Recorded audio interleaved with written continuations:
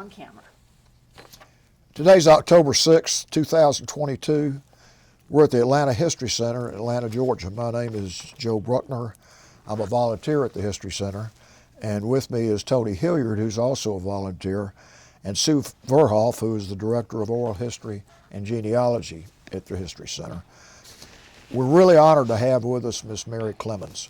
Miss Clements is a veteran of the U.S. Army, and she's got an extremely interesting story, and she's agreed to share that with us. And her story will go on record with the Library of Congress and the Atlanta History Center. So your story will be preserved and through eternity, hopefully. Mm-hmm. We are really honored to have you, and I will say we've reviewed your record, and it's pretty amazing. So we're really looking forward to hearing your story. Thank you. Would you give us your full name and where and when you were born? My full name is Mary Louise Clements, and I was born in Edenton, Georgia, which is rural South, the home of Uncle Remus and Alice Walker, whom to be a distant cousin by marriage. And from a military dad and a mom that was smart and savvy, even though she didn't finish school. And had 7 brothers. Wow. Of course, you know how that was. 7 brothers and 1 sister, and one of those brothers died because all my mother's children was born at home. And also the baby child. He wasn't born at home. And he passed away when he was young, when we was young. And pretty much, rural South was one of those places where when you grow up South. If you was a woman, you had a place. If you was a man, you had a place. Yeah. And that was always instilled in, especially me being of black minority. Yeah. And it was always instilled in us that you had a place and they had a place. But growing up was great because my mom believed in the village, growing in the village concept. My dad believed in the village concept. And we grew up that way, even though my dad was Vietnam veteran. He went into the military, but he always made me promise that I'd never go in because he believed that wasn't the place for a woman. But of course, history. Did he talk much about his experience in Vietnam? No, he never spoke of it. We only saw the difference. We saw him in uniform. He was always nice and neat, carry himself awesome, but he never talked about, but we could see the difference, but he never spoke about his time in Vietnam. Yeah. He's a very honest man. If you asked him a question, he answered, but he never talked about Vietnam. Okay. Never. And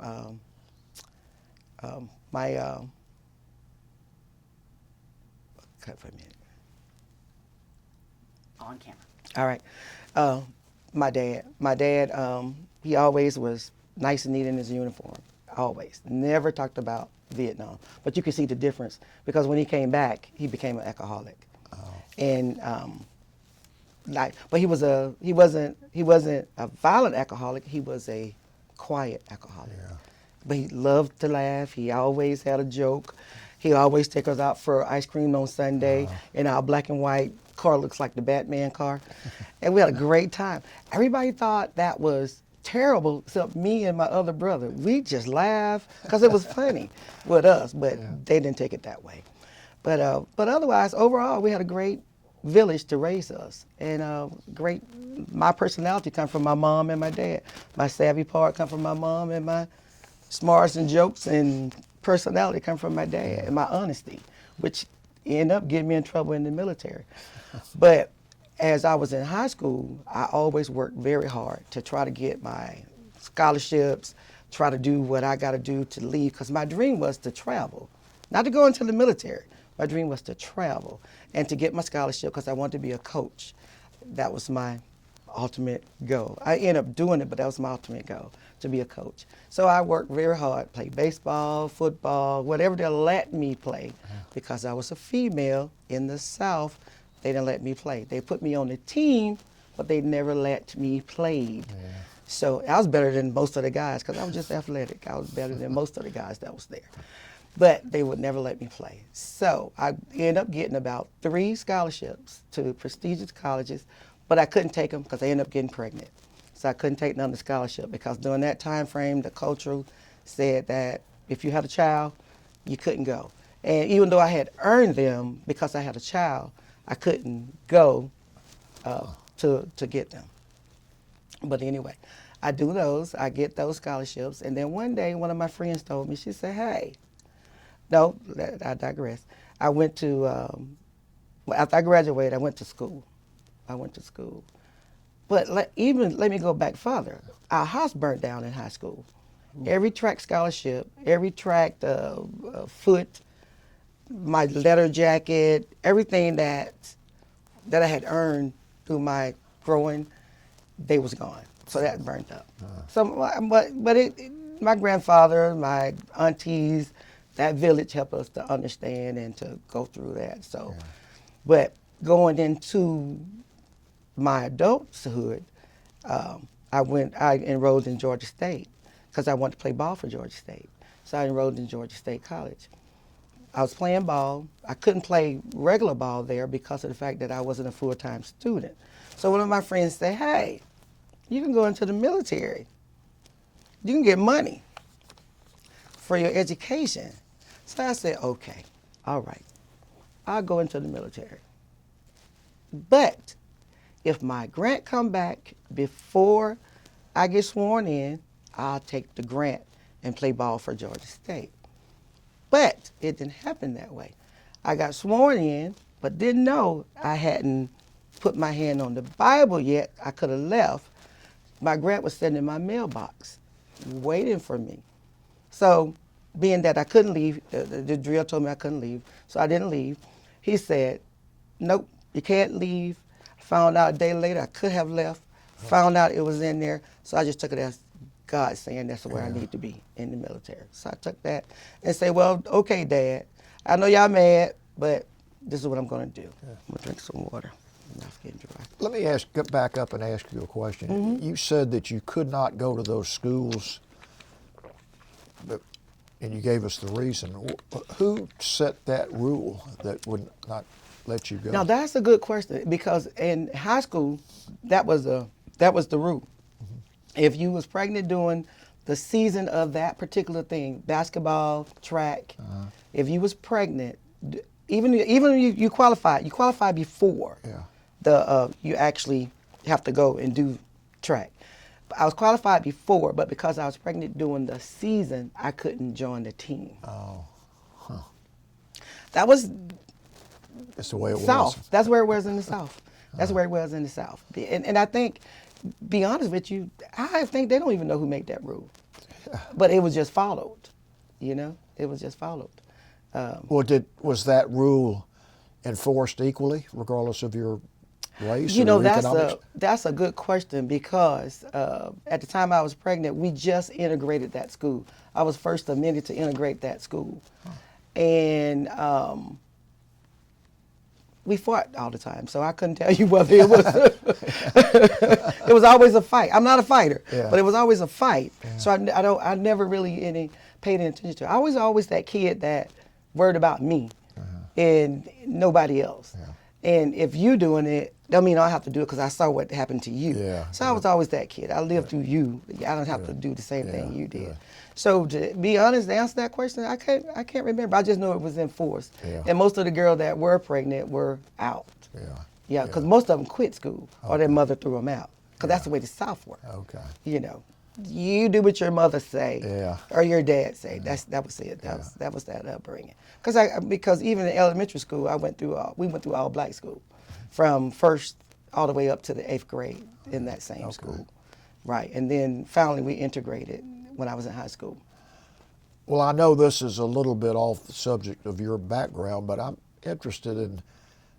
You talked about it a little bit. What was it like to be part of the first class that was integrated at that school? You know, it was exciting, scary, and it was a great lesson because a lot of my friends was already my friends. They was white, They was already mad because I played ball. It's different when you're an athlete versus or economic. I mean, or educational, academic. Yeah. Academic wise, it's a different set. Academic wise, it's a different set. Athletic wise, it's a different set that just don't care. And I was in between all three of those. Yeah. You know, I could fit in here, I could fit in there, I could fit in there. But a lot of my friends couldn't because my mom raised me and my dad raised me that what you say about me doesn't hurt me because that's not who I am. Yeah. So if your words can't hurt me, then that causes fights because you want to fight me. So because I was taller than most of them, they didn't bother me. And they knew I had 7 brothers. So they didn't bother me. But I was happy that we finally did because we needed that to grow as a town. Yeah. Because if we didn't, it would have never grown. We finally got one red light after that because we didn't have any red lights. We just only had stop signs. Yeah. So it wasn't hard for me because my mom looked like she's white. My dad looks like he's white, and his dad was white. Yeah. So we grew up not being seeing color. Right. But others saw color on me, but Right. we grew up not seeing color. So as far as my emotion goes at that time, like I said, it was happy, sad, angry, because they're disrupting the fun part of life for me. Yeah. And I only got in one fight. And that fight happened to be a guy that touched my food. And my mom always said that's what I fight over. It's my food. And he touched it, and I had to run 5 miles on track. Then I had to run 5 miles home. So I wanted my food. There was no way around that. So I beat him. I beat him thoroughly. And he said to me, "Are you a girl or a boy?"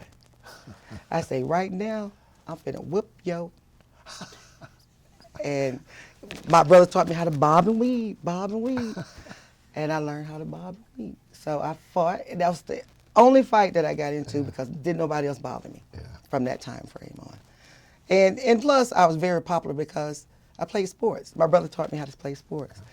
So that helped me. Yeah. That helped me a whole lot because the attitude is different. Something about movement stimulates the brain. So that's different. That's different. So, but yeah, that was high school. Now, what? Believe it or not, no, go this ahead. caveat. Believe it or not, the generations of kids know about me because I played ball. Oh. Because if they had a pro team back then, I would have made the pro team. But Wow. they didn't have it back then. So I could be walking down the street at home and they'll say, "Hey, my nickname is Ichabod." You know who that is, right? Yeah. Oh, The yeah. Headless Horseman, right. Was reading a story. I was tall, lanky, walking down the hall. It was like, "Oh, that's your nickname." And it stuck to now. I can't get rid of it. But all the kids would call me by my nickname and say, well, I'm like, "I don't know who you are." They was like, "My mom or my dad talked about you. Wow. Yeah. But I didn't think I was that great. You know, I didn't think But I was that had to great. make you feel good. Yeah, it did because hindsight 2020, I'm like, I missed all them shots but I got my scholarship, but I didn't think I was that great. Yeah, humility. I always had it. So Well, what did you do after high school? after high school, like I said, I went to Georgia State, and I applied for Georgia State, and then I couldn't go full time because the grant Right. Yeah. money hadn't came in, and I found out at that time that I could reapply for those scholarships. Yeah. And once I reapplied for them, I had to be a full-time student before I could get them. Right. And I couldn't afford to be a full-time student because I was working, taking care of the kid and stuff. So I couldn't afford to be a full-time student. So I played just the intramural ball. So the coach saw me playing intramural ball. He said, "Hey," he said, "if you can get money to go the whole semester and be a full-time student," because I was only part-time. He said, "If you can be a full-time student," he said, "I can give you your scholarship back and you can play on the team."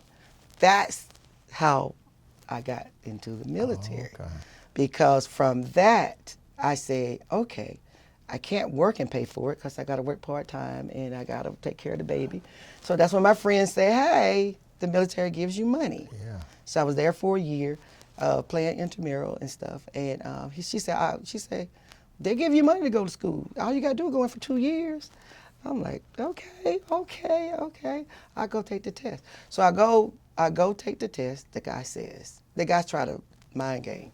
He says, the drill says, no, the recruiter says, you're not going to pass that test because you're a cute girl.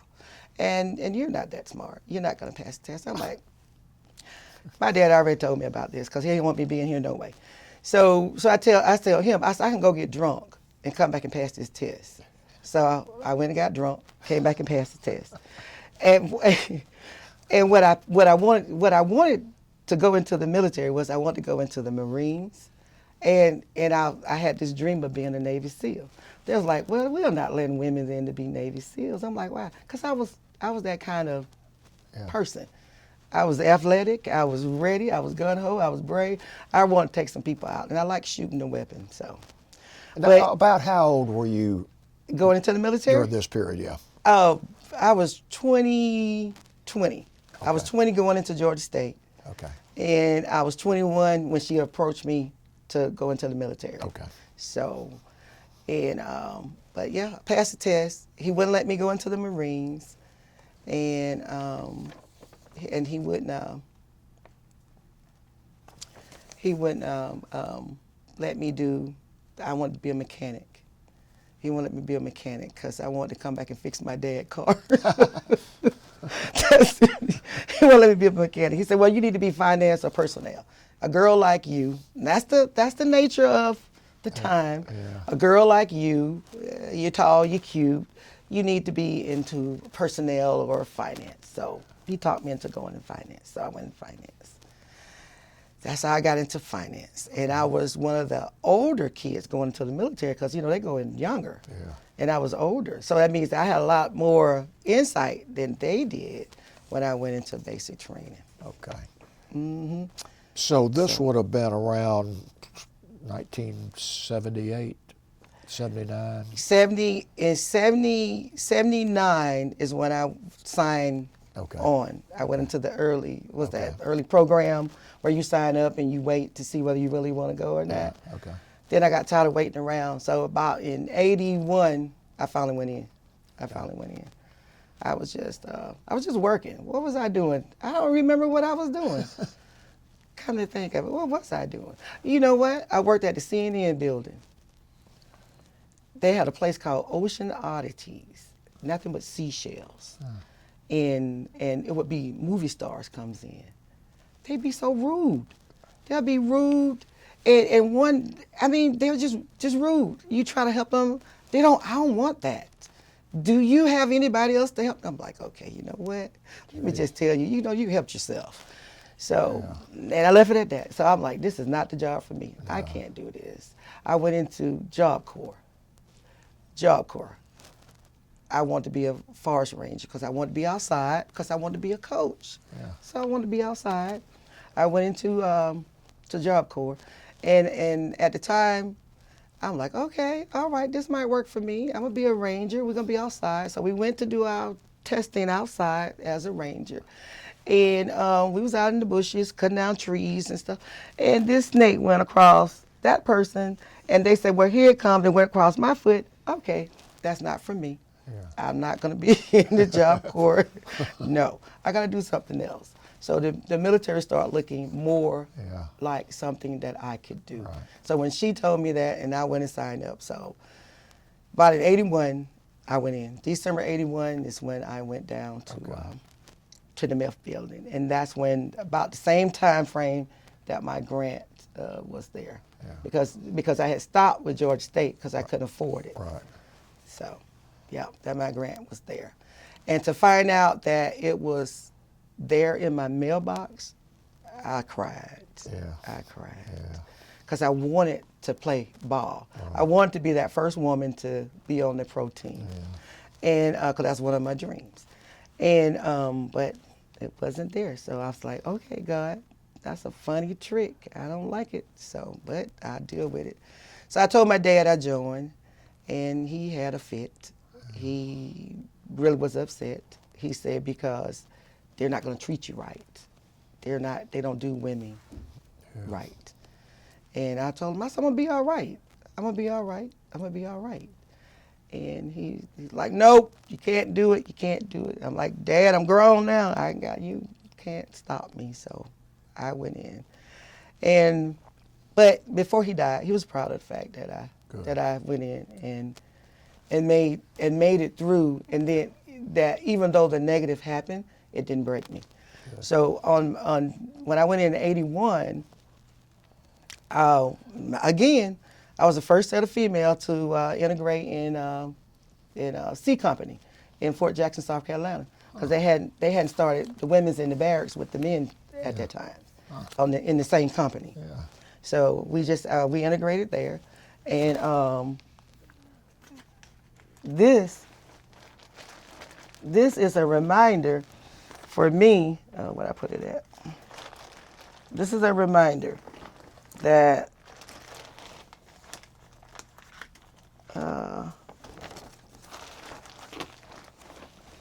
oh, here it is. That's me. Oh, wow. Good looking soldier. That's me. This dollar, you see what it says on there? I can't see it from here. Oh, the dollar bill? The dollar bill. Oh. It says, I'm going to read what it says. It says, hey, Mary, I stay at B Company, Battalion 2. I want to talk to you. My number is this, Private Kindred. This dollar almost got me thrown out the military. What's the story on that? The dollar's from one of the guys that saw me and wanted to talk. And you know, in basic training, that's fraternization. Yeah. So you can't talk. So, but I didn't know that. And because I hadn't learned the rules. This dollar was the beginning of what made me understand what the Army was about. It made me realize if I don't know the rules, if I don't learn what I gotta do, if I don't go by the bylaws that they got set and learn for myself and not nobody else, and fight for myself and be brave, I wouldn't have made it. I wouldn't have made it because I had to fight for them not to send me to jail. To jail? Yeah. They was going to give me Article 15, and they was going to send me to Fort Leavenworth. First time ever hearing about Leavenworth. That's jail. That's jail. And this made me learn how to fight for myself. Good. And which ended up to be how I went through my whole military, fighting for myself. Wow. Fighting for myself. Yep, that dollar. I kept that dollar. And that's I love my rifle. But my weapon. I got you. I see you over there. My weapon. I love my weapon. That's what that's from. But that dollar, I kept it. And I didn't realize I had it until I looked last night. Really? Yeah. Yep. He meant no harm. It was a harmless thing. And we both didn't know, but they came up to me more because they figured I encouraged him to do that. But that was in basic training, and once I got that mentality, it helped me through because I learned how to go and make shortcuts. I didn't make my bed up. I went and found me another blanket. I put it over the bed so I won't have to, you have to be tight. I put the blanket over the bed so when I jump up, all I got to do is take that blanket off and hide it. So everybody else was mad because I learned how to do that. So they had pretty smart. They had their problems with it. So, but I had in basic training they teach you the buddy system, and the buddy system works if your buddy likes you. Yeah. My buddy, because I was a squad leader for so long, my buddy didn't like me because she wanted to be a squad leader. And I'm not racist, but she was white, and she had a problem with me being my color. But my commander saw fit that we was the two top fit girls there. They put us together. So I left her. We was doing our drills, and I left her. that's when I really learned that the buddy system really works. I left her, and I had to go back and get her because when I crossed, he told me if you cross the line without your buddy, you're gonna have to go back and start all over again. okay. So I had to go back and get her. She's like a mile behind me. I went back and got her and brought her across, and really sat down and talked to her, and realized she wasn't mad because of my race, but she just treated me that way. But she was mad because I was better than her. Yeah. And instead of just asking me my little tricks, you know. But we ended up being friends in the end. Good. Yeah, we ended up being friends in the end. And some of my military friends from basic training, I still know. Really? I still know them. But basic training, I was something to be reckoned with, because every guy that was there, my goal was to beat every last one of them. So I tried my best, and I won a lot of awards there just in basic training. I had the opportunity whether to be officer or go as enlisted. But then, you know, my dad always say the officer don't work. He said, if you want to work, enlisted. That stuck in my head, so I went enlisted, and I let the other girl have the officer job to be converted to an officer. So basic training was fun. I really enjoyed basic training because of the fact that I was on top. I knew my stuff. I really trained hard to understand what the military was about, and to you know that old cliche they always tell us about those barracks lawyers. Don't never listen to a barrack lawyer. Never. Always had somebody to train. I always had somebody train me up. And that was basic. After basic, we went to Fort Bend Harrison, because I'm finance. I'm in the finance course. And we went to Fort Bend Harrison. Fort Bend Harrison, we learned how to relax there. It's not on there. Yeah, Fort Bend Harrison, we learned how to relax there. We had a good time there. It was learning about our specialty. The drills was more relaxed. Didn't have any bad military experience there. It was really a teachable moment there. It was about education in Fort Bend. Once I left Fort Bend, it became a different story, because I went to Fort Campbell, Kentucky, home of the what? Forest Ranger and 82nd Airborne at that time. And I joined, I would never go airborne. I never could figure out what the purpose of jumping out of that airplane back to ground when I could just stay down here anyway. So I never could figure that out. So I didn't go airborne, but we was made to rappel. I didn't get the wings for rappelling, but we had to rappel to missions. We had to go out, pay people, rappel out the helicopter. I said to myself, okay, we're gonna be doing all this, and I had to sing Rambo. I said, we're gonna be doing all this. I'm gonna put my stuff on, and I'm gonna come out at old dark 30, and I come out doing my movements. They was like, if you don't stop, Clements, we're gonna hurt you. Come on, let's go. Follow me. They used to get so mad at me. Oh God, they should tie me up and do stuff to me. But they used to get so mad because I'd be so fired up early in the morning, ready to go do this mission. Let's get them paid. Let's go. So that was fun for a while, and we did that at Fort Campbell, Kentucky. Trying to think, I remember this Sergeant Major when I got to Fort Campbell. He said, "I'm gonna train you up." He said, "Coach, if you know your job, can nobody, regardless of what your rank is, can nobody touch you if you know your job. And once you learn your job, you learn everybody else's job." That stuck with me all the way through. That stuck with me all the way through. And at that time, I was a private, I think a P2, and he told me that.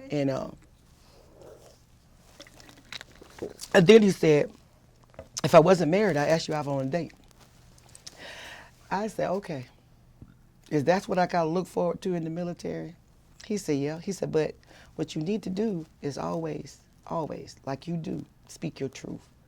And don't be afraid to say what you got to say, regardless of what the rank is. Say what you got to say, but be respectful and tell your truth. Now that became a thing. So one day I was late for PE.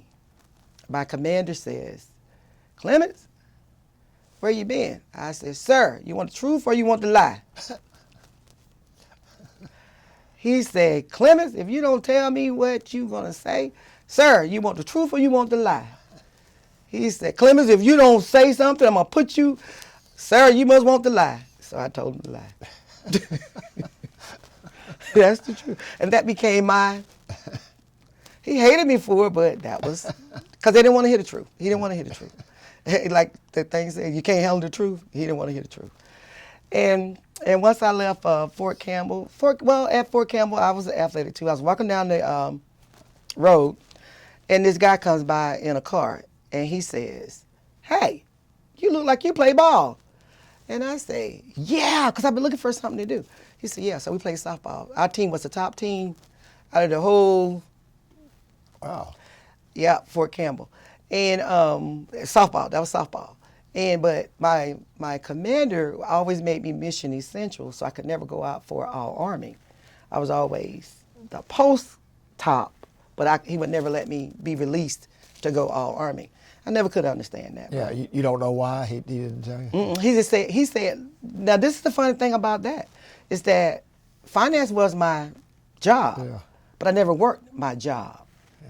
I was always given another task, but never my job. Yeah. So he says, well, no, I need you. I said, well, that's not my job. That's not even my MOS. He said, no, you're mission essential. He said, I'm gonna make you mission essential, so you can't go nowhere. So that's what he did. So I couldn't go all Army, but I had a great time playing because we traveled all over playing ball in Fort Campbell. And we was very good at Fort Campbell. And but then that time was up there, and I came to Germany. Oh. Germany. I got to Germany in 82. Yeah, 82. Okay. I got to Germany in 82. We went to Schweinfurt, Germany. And that was nice because the people I met on the flight ended up being long time friends because I had my daughters and, I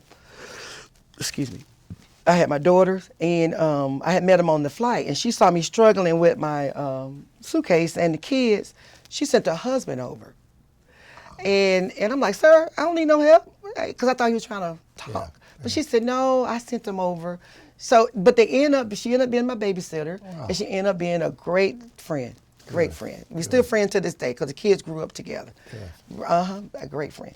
And so when we get to Germany, same thing happened again. Guy say, hey, you play ball? He say, you look like you're an athlete. I'm like, yep. So I ended up playing basketball. Then I also ended up modeling over there with the German people. They super fast. They're like,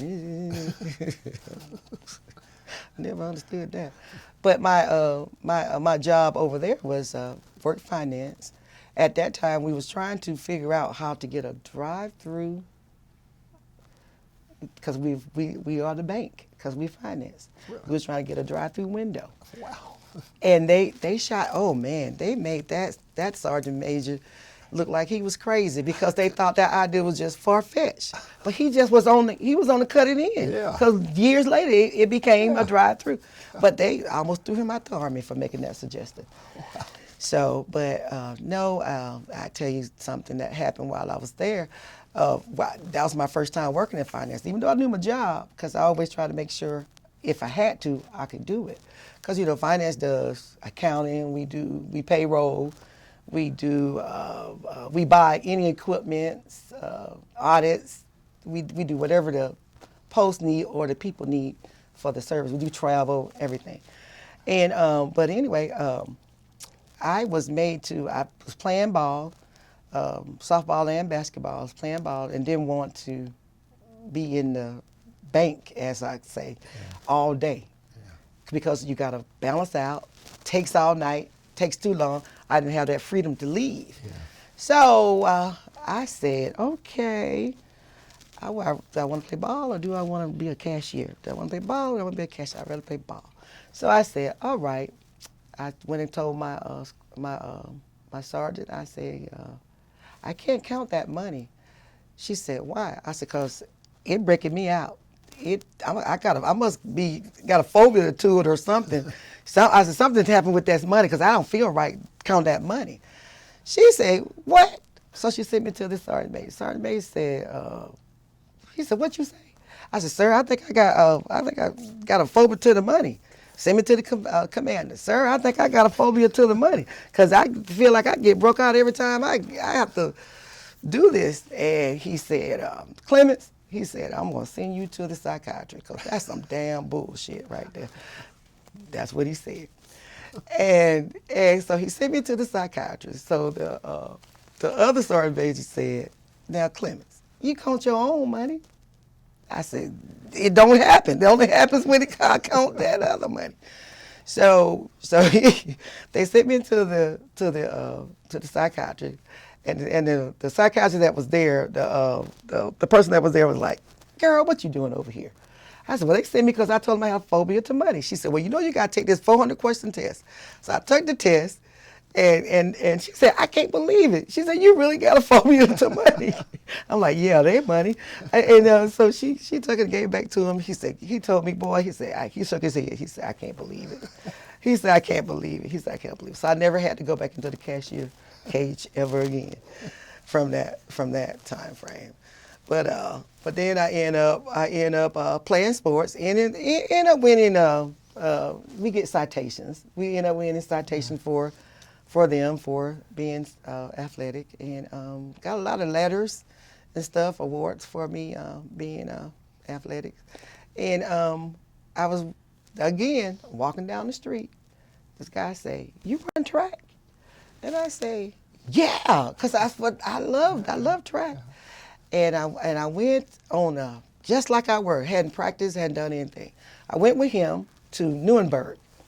We went to Nuremberg, and they was doing the Amateur Olympics. They was doing the Amateur Olympics, and he entered me in. Wow. I did the javelin, I did the 440 run, I did the long jump, and I did the 220. Wow. And in the javelin, I placed fourth. In the 220 run, which was my thing, I was 1 second off from qualifying. And I was like, if I could have practiced, oh God, I could have been in the Olympics.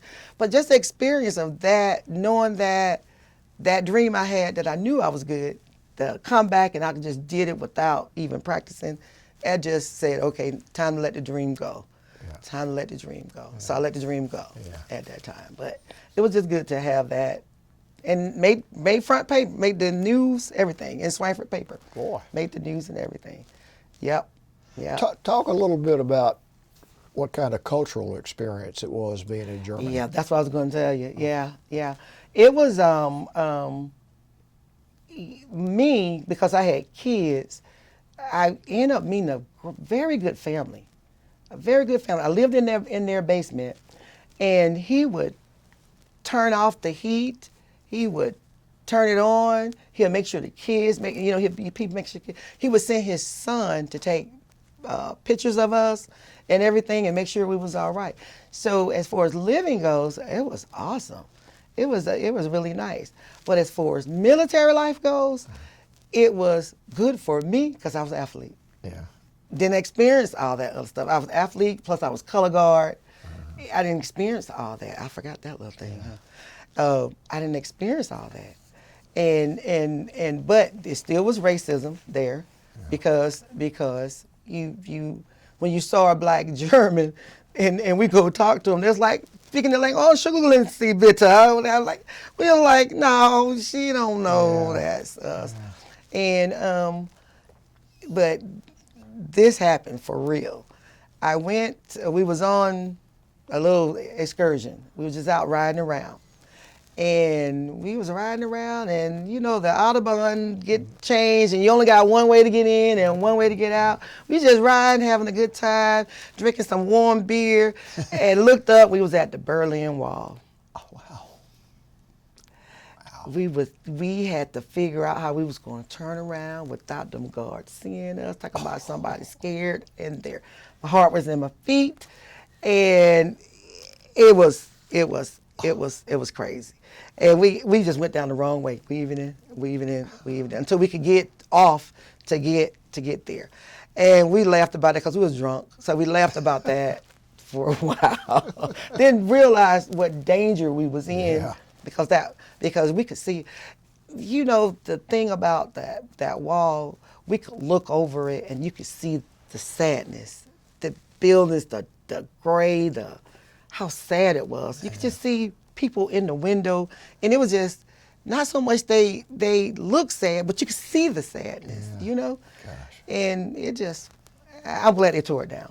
I'm glad they didn't get us. So. Made you appreciate. Oh yeah. Oh my goodness. Made me appreciate my training. Yeah. Made me appreciate my common sense I had, and made me appreciate the sense of danger to get the heck on out of there. I tell you.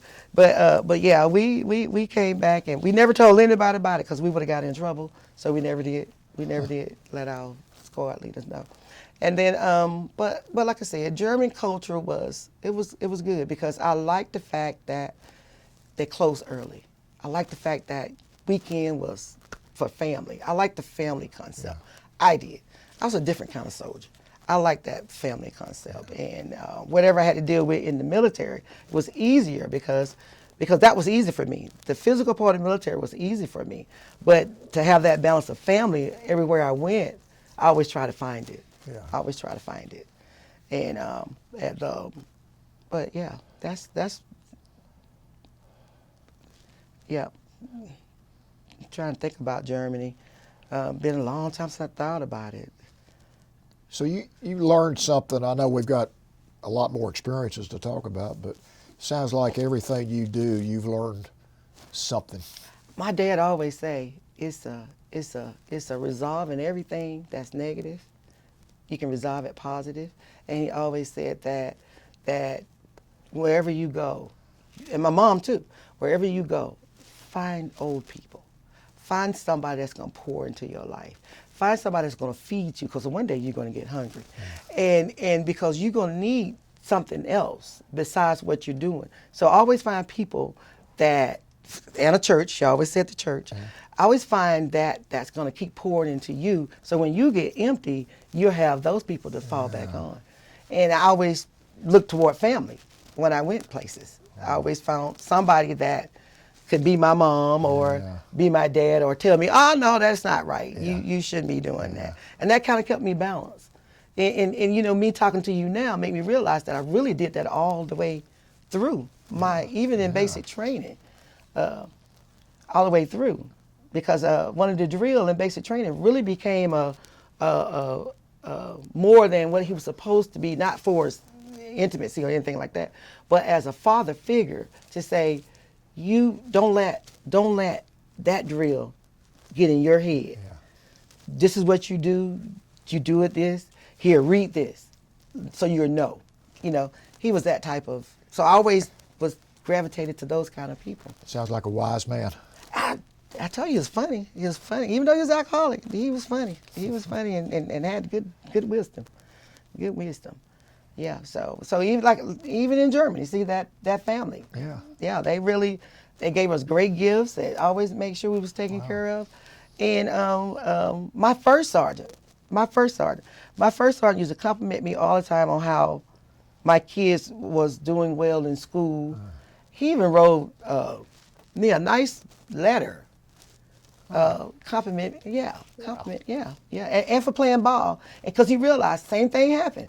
They would not let me go all Army. They made me mission essential.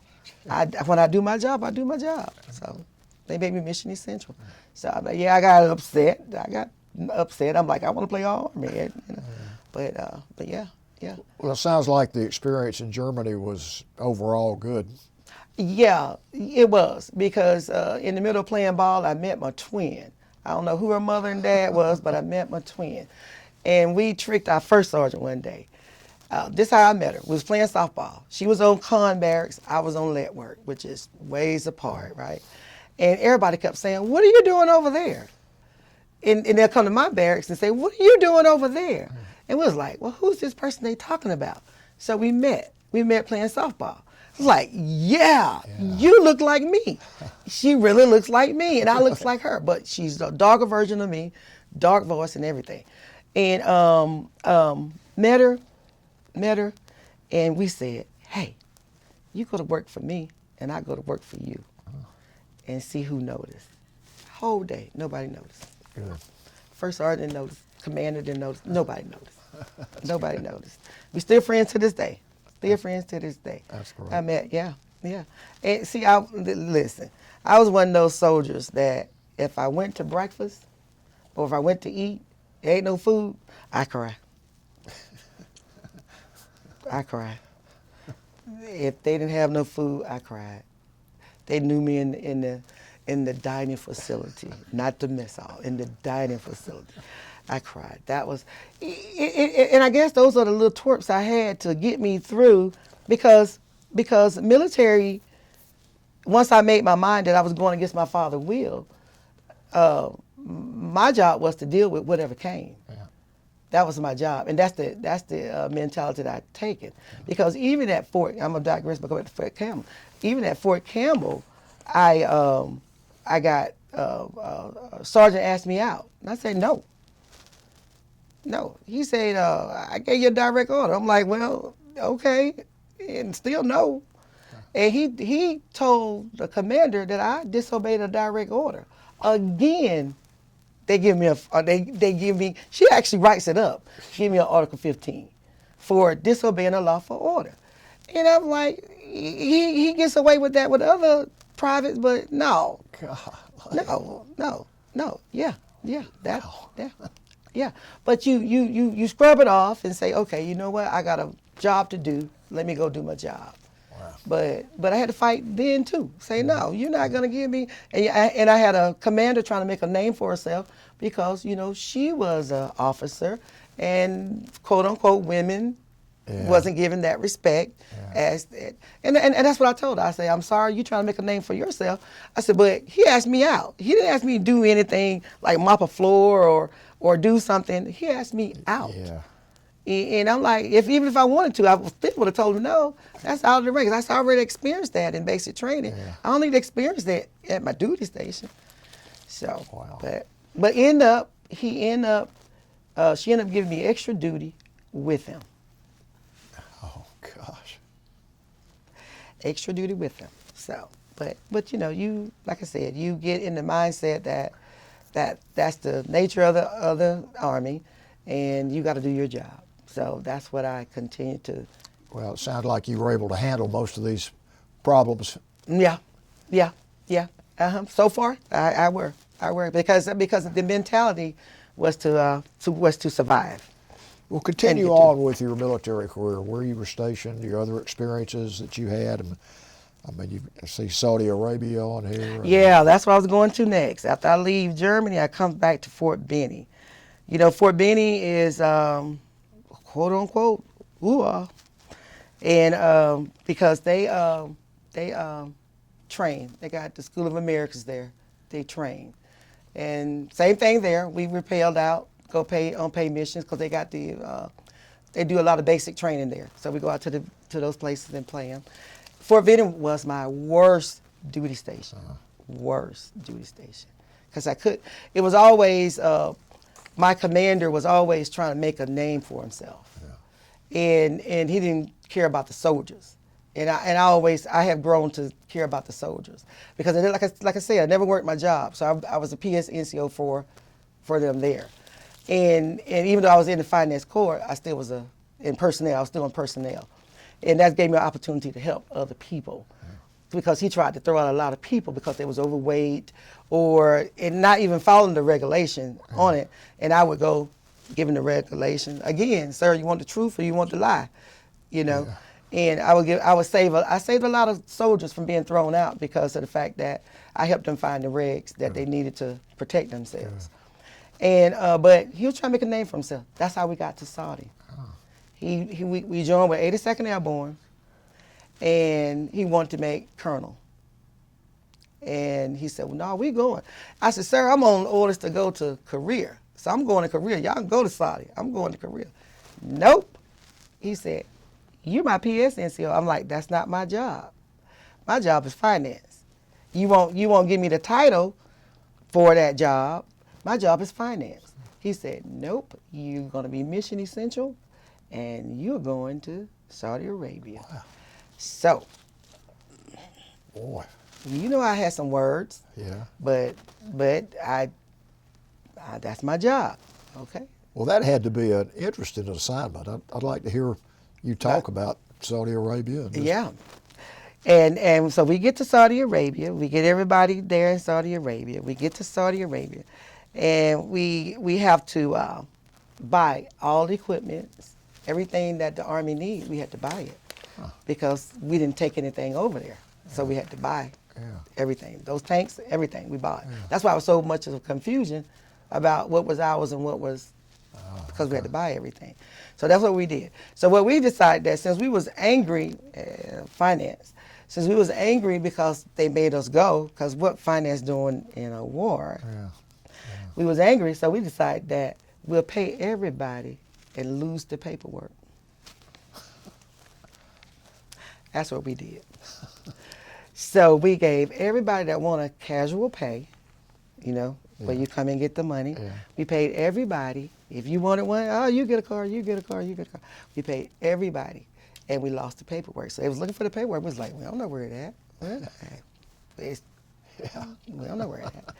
So while we was over there, we was stationed in 3 places. We was stationed in Riyadh, where we was protecting the king, and we was stationed in Dhahran, and we had people out in Tent City. Because we had to go to these locations to pay people, and but my job wasn't to pay them.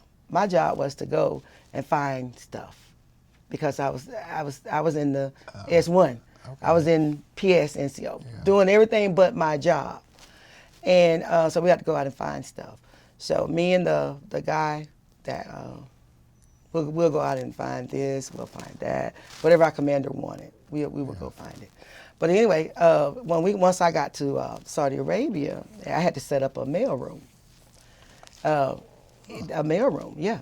And matter of fact, that's why I got my R card for my Army Achievement Medal for setting up the mail room, and I had to be accountable for the body bags. And in the midst of setting up the mail room, all these little kids used to send letters, and nobody would write them back. I would sit and write at least about 30 or 40 letters just to answer them back. Gosh. Yeah, just to answer them back. That had to mean so much to those kids to get that letter. It was. And I had this lady, and this is just talking about my experience. I had this lady, her husband was a Vietnam veteran, and she was writing, and she would write so as if I was there, standing there, her talking to her. And so when I wrote her back the same way. And I wrote that lady all my time I was there. Oh, yeah. I probably got one of them letters at home from that time frame. Yeah. Wow. Yeah, because when nobody write back, and I just felt like they needed that, so I just took that upon myself and wrote them back. So, and created the mail. I created the mail room for Saudi Arabia, Riyadh, Saudi Arabia, and everybody would get their mail. And then I had to go home for a funeral. My auntie died unexpectedly, and my commander didn't want me to go home, so he just misplaced paperwork. So me being the smart cookie that I am, I went in, passed them, and got it done. So, but I got home too late, but then I had to turn back around and come back. So when I came back, the war had started. And you know, when you go home, you can't take anything with you. You had to leave my weapon, had to leave my mop gear, had to leave everything. So when I came back to in King Fahd Airport, and the bomb had started. The bombing started when I got there. I had been there about an hour. The bombing started. The siren goes off. And what year was this?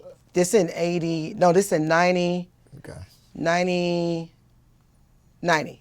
Okay. Yeah, because we came back in 91. Okay. It's in 90. Okay. I'm sorry. Go ahead. Because we left to go, we was leaving to go in 89, but we actually got there in 90. Okay. And You said the bombing had started?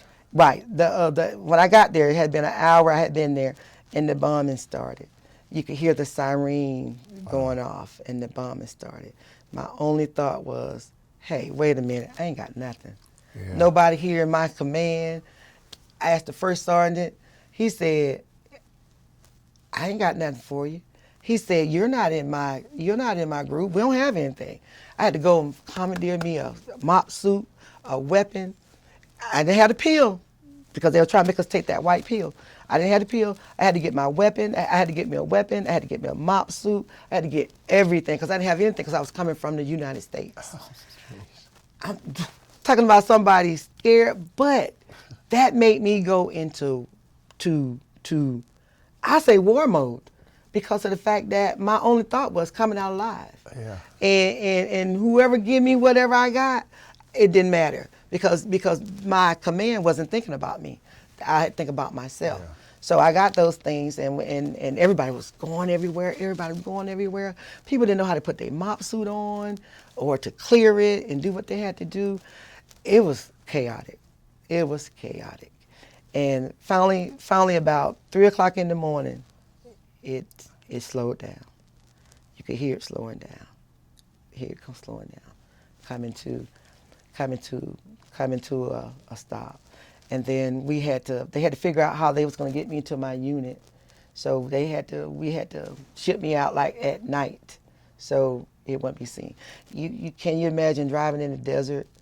Everything looks like it's coming the same way. Yeah. Don't nothing look like it's there. So they got me back to my unit in Riyadh. You know what they said to me?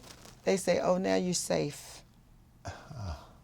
So I said, "Okay, well, thank you." Because you know the word were, because y'all probably heard it. The word were that the bombs wouldn't reach Saudi Arabia. Yeah. Okay, this picture here. Oh. That's me on duty. Wow. The first night. First night. The first night that the bomb hit, I'm in a bunker. The first night the bomb hit Saudi Arabia, 50 yards from this location right here. Good gosh. 50 yards. And they kept saying, "Oh no, it's not gonna hit there. It's not gonna hit there. It's not gonna hit there." But I always pride myself on training up on NBC, no nuclear warfare, and making sure I knew what I need to do to keep me safe. Yeah. And then once I got safe, then I'll take care of the rest. And that was, and once that happened, every night, a certain time, the war would start. They starting late at night, and then early in the morning, it just dissipated. It just stopped. Same thing with Vietnam, probably. Yeah, it would stop. But you could see all that, the scuds up in the sky, everything. So I took upon myself to take my building up with plastic, so that if any gas or anything wouldn't come through, I taped up the air conditions. You know, I just secured the whole building because they kept telling us that it wasn't going to hit there, but it kept hitting there. So. Did your unit lose any people, any soldiers? No. We had one person that actually interjected himself the atropine injection for the nerve agent, and he thought it was me. Oh. Again, he tried to take me to jail. He said, "I know that was you, Clements." He said, "I know that was you. I know that was you." "No, sir. Why would I put that in my leg? I know what it's gonna do." But someone that was, well, let me tell you this story though before I tell you, is that they had to let the soldiers make liquor because you had so many alcoholics. So they had to, because you couldn't bring liquor in the country. Yeah. So they had so many alcoholics. So they had a little liquor still. So whomever took the atropine injection, that's morphine. Oh, wow. Interesting. Yeah. But no, we didn't. I lost some friends that wasn't part of my unit. Yeah. But they was in Daharan when that bomb hit in Daharan. Yeah. Me and my other partner, we just had left when it happened. Okay. So if we had been there, I would have been in there. Yeah. And but no, we didn't lose anybody directly in our unit, but we did lose some finance people. Yeah. And when that bomb hit. Well, just continue on with your experiences where you were. I mean, you got a fascinating story. But yeah, and once I in Saudi, we was there and we stayed. Oh, while I was in Saudi, I met Generals Storm Norman and Swarthkoff. Had dinner with both of them. Huh. And Colin Powell. That's what I met. Colin Powell. Wow. Mm-hmm. Colin Powell. Met him. Nice. They was nice. They was really nice. It was like, you know, the command be like, you can't go over there. Forget about that. Forget about that. I'm going over there and meet him.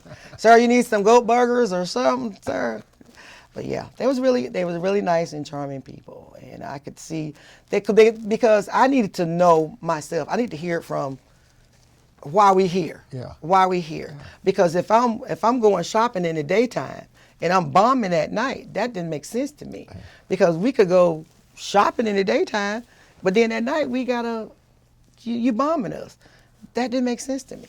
So he explained that what we was doing and why we was there and what was the need for us to be there. So he discussed this with you? Oh, yeah, he told us. Yeah. Because he came and did Thanksgiving with us. And he told us. And how he explained it made us really say, okay, we can be okay.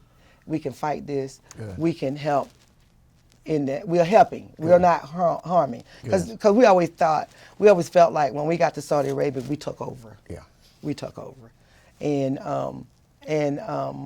because you heard about the story about the lady beating the MP, the military police officer, beating the Taliban, and they had to ship her out because they was going to kill her family and her generations because she killed, she beat.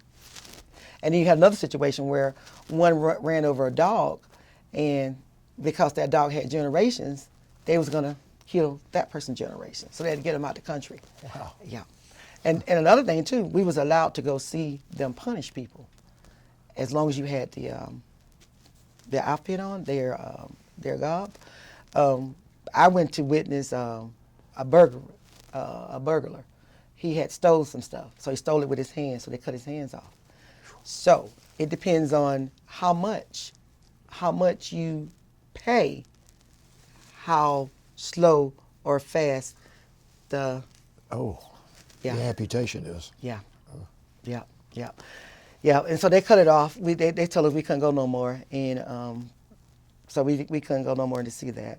But then when we got ready to leave Saudi Arabia, we traveled through Baghdad. We saw the cars, the bombs, by then they had moved most of the people out. You just saw the bones and stuff. And you saw the area, the war-torn area, the flipped over cars, the flipped over tanks and stuff all the way through. Now we get through all that devastation and we get to the other side. Bam, you got an outdoor toilet that says female and women, made out of a little stick and a little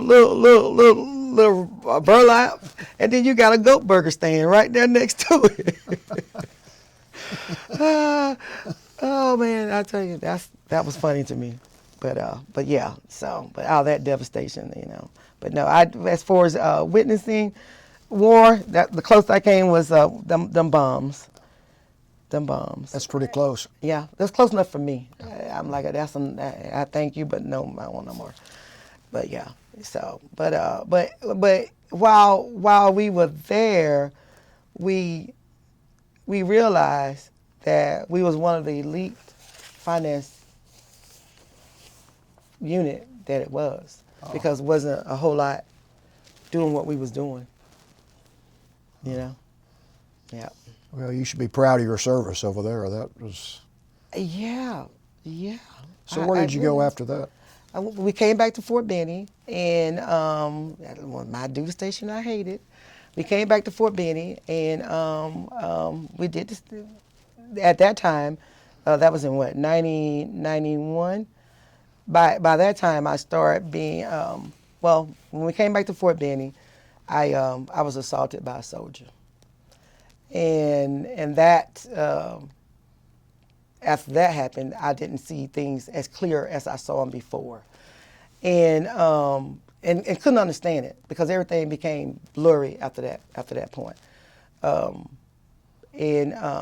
But the blurry part, the worst part about it was even reporting it to officials, CID, my commander, and everybody involved, that nothing resolved from it. And so therefore, it put me in a totally different state of mind. And it made me feel like everything that I had worked so hard for was taken from me because of somebody feeling that they could. Yeah.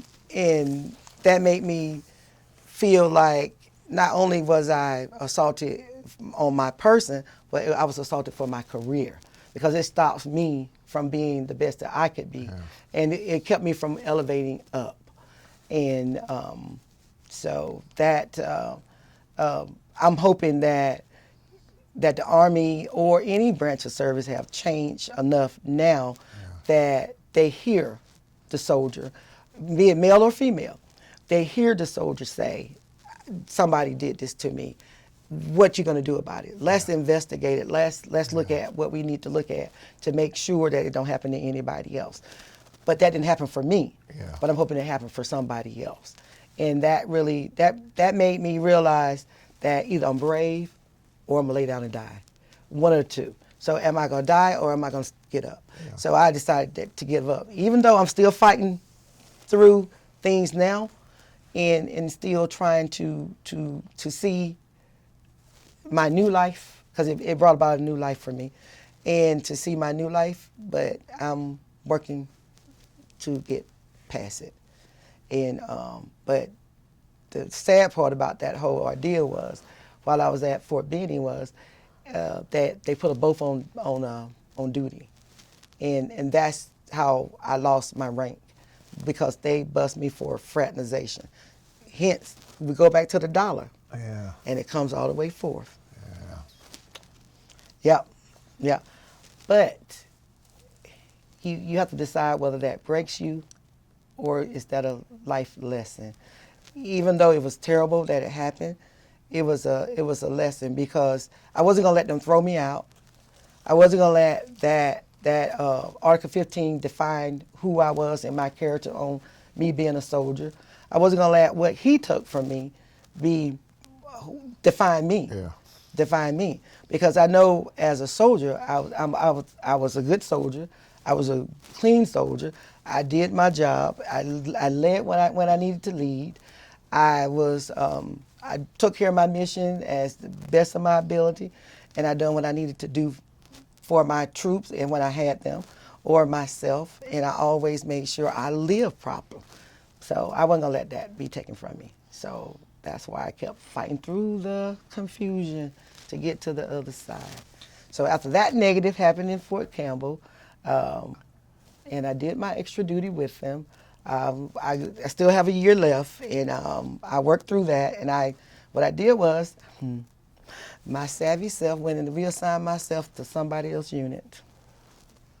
So I went and joined the engineers, 36 engineers. So, yep, I went and joined them, and they let me work in the dining facility. Oh. Yep. So I worked in the dining, on shift work. I'm like, oh, that's cool. So, but I had the sergeant major of the post that was really in my corner, and he really helped me navigate through. I did make it back to E4. That's about as far as I got back to, because then I had to make a choice whether I was going to stay in or get out.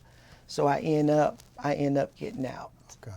And I got out on the early program that offered money and for time. So I had been in for maybe about 12 years. So I went ahead and got out on the early out. And I left Fort Benning, hoorah. Well, that was a life-changing experience, that 12 years. It sure was. It sure was. It sure was. Well, talk about what you did after you exited the military. Once I left the military, I went to the casino. That's the first thing I wanted to go do. after I left the military, I went back into athletics. I went back into coaching and mentoring and teaching. I went back and got my degree. I got a degree in psychology and human services, and I have a degree in health and physical education. And I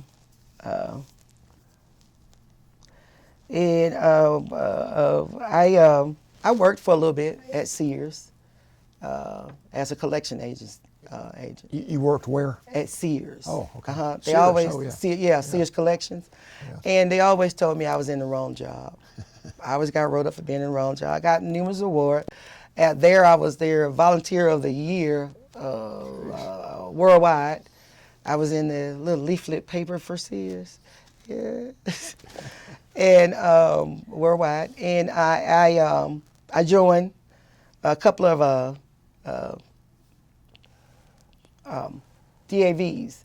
I'm a lifetime member with DAV Chapter 1, and I'm with NABMW, like she was saying. I'm the historian there, trying to get women to start telling their story and to get women to come out in numbers, because we don't come out in numbers, and that's what hurting us. Yeah. We don't come out in numbers.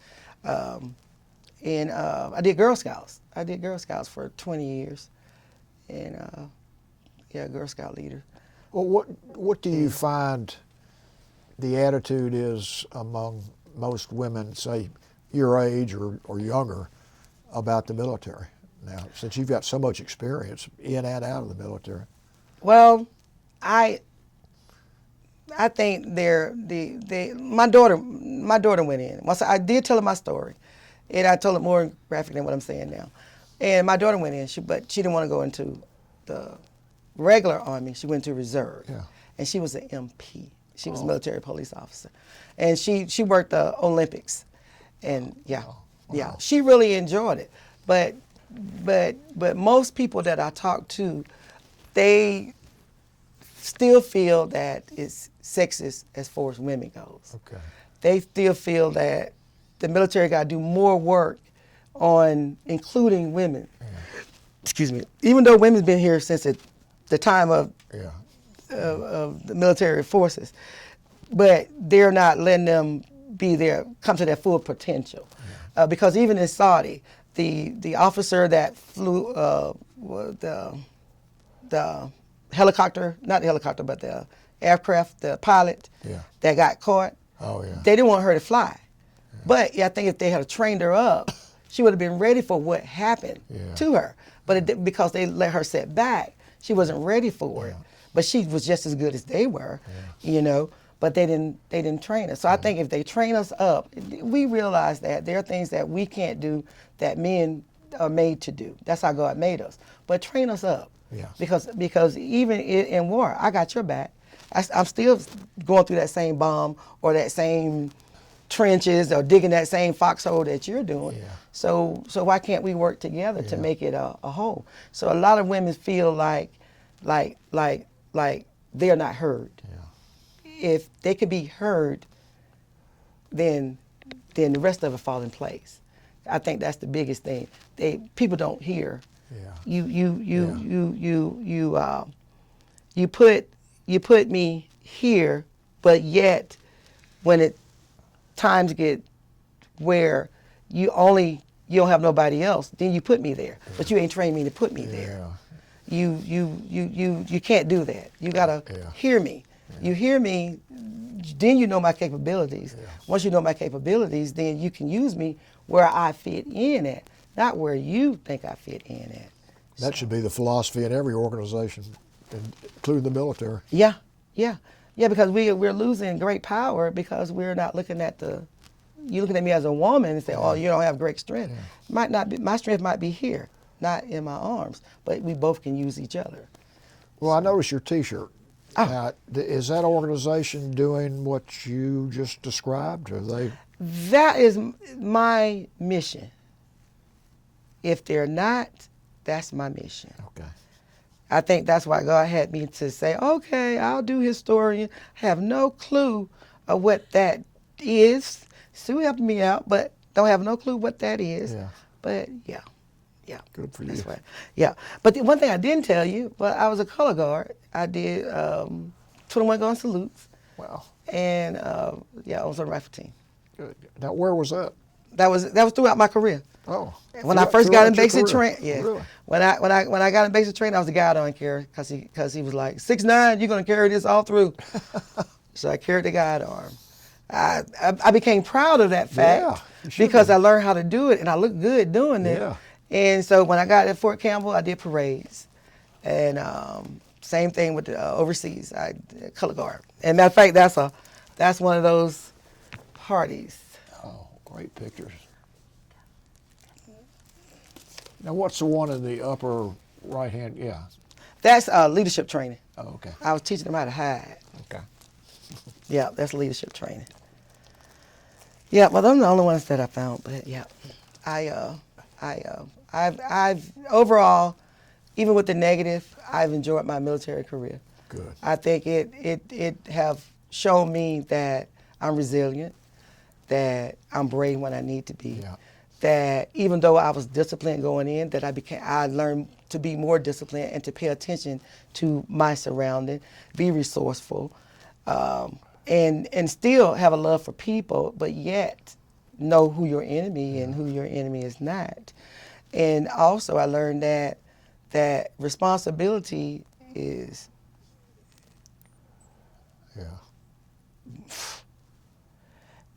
when you're in leadership, that's a lot on your shoulder. Yeah.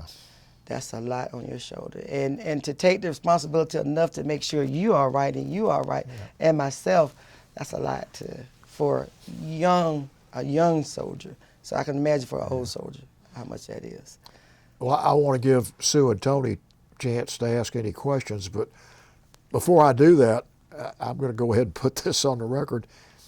You really ought to think about writing a book or a pamphlet or something on advice. I mean, your advice could be useful to younger people and older people, but particularly younger people, younger women and younger men who are in power, and older men who are in power. Wow. Because you do a good job of expressing it, and it's just well said. You ought to. Thank you. Ought to think about that. That's awesome. Because it's funny that you say it, because all my life that's all I heard. Yeah. That's all I heard. And they was like, well, you need to get. And I run from it. I run from it because I don't know. It made me think about it. I'll put that. Well, Tony and Sue, do y'all have any questions? Or No, and to follow up on what Joe said, I would say just start. Yeah. I mean, I did today. Today I started, and I appreciate that. Good. I do. Today I started. I just have one question. You said your dad softened towards your military experience late in life. What was it that made him change his mind? When I walked in there with my uniform on, with that smile on my face, and he said, I knew if any other child would have made it, you was going to be the one. Wow. And funny, for my mama died, she said, I never had to worry about you. She said, from the day you came out the womb, I never had to worry about you. There's not a better thing a parent can say to I a know. child. I thought that was awesome. Yeah. Well, I want to give you a chance to say anything else you want to say on the record. I mean, your story is fascinating to, I'm sure, all three of us, and everybody's going to hear this. And I know your family is proud of you. But is there anything else you'd like to say in closing? I can say that throughout my life, every experience that I've had, I learned from them. And that every experience that you're going to have, you need to learn from them. And that whatever you do it with greatness. Do it for who you know to do it for. Do it for God. That's a great philosophy on life. And I just want to thank you on behalf of all of us and everybody that sees this for doing this. I mean, you've had an amazing life, and I'm not going to repeat everything that you said because it's on there, but your philosophy, your work ethic, the way you stood up for yourself when you needed to, and you did it diplomatically. I mean, you were successful in everything you did, and just again, just on the notes I made, I could write a little pamphlet on the philosophy of life that makes you successful, because you were a great parent, a leader, and service in the military, which we all are proud of you doing. So I just want to, number one, thank you for doing this, and number two, thank you for your service. Thank you. Thank you for saying that, because, you know, walking in, you think if you're not a colonel, you're small. And people make you feel that way, that you might not have nothing to offer. But that don't get in my head. Everybody got something to offer. Yes. Yeah. Well, I can't think of a better way to stop. Well, thank you, and thank you for your service. Thank you. That was so good. All right. Okay, this is an actual. Oh, Back this up a little bit. You see that? How about Ooh. that? yeah. How many finance people got that? You see my diamond, my finance diamond. We was that's airborne specialist, number of years of service. That's my original uniform. I can't I guess you can see that. Yeah, Yeah. that's great. That's my original. I'm proud of that uniform, my green. You should be. And like I said, I like shooting. Now this is my Desert Storm. Now I kept this because of the fact that those ear things on there, Yeah. they never worked.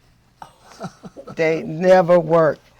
And I kept this because of the fact that I felt proud to be part of a war that we won, a war that we needed to do, and I came back home alive.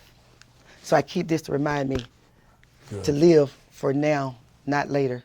Live for now, because so many times that bomb came close enough for my life to be gone. Wow, And one thing I didn't tell y'all about is that when they dethroned Saddam Hussein, we went and took the furniture out the house.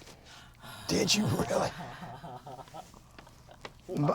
My commander wanted a TV, so we went, me and my co-partner in the S1, we went and got a meal van, went and stole the furniture, got chairs, got TV. I brought TV home. I wish they had that TV now to show you a picture of it. Brought TV, chairs, we got all that stuff from in there. Oh, I'm glad we went back on to get that. That's great. That is fast. Yeah, I forgot about that. We sure did. We sure did. Yeah, and my commander told us that if we want to go home, we had to find a meal van. So we found a meal van, we found that furniture, and we came home. Jeez. Yeah. Yeah. If I find a picture, I'm going to send them to you. I'd love to see it. Yeah. Yeah. Anything else? No. Thank you. No. I've been on thought of something else, but no. Okay. No.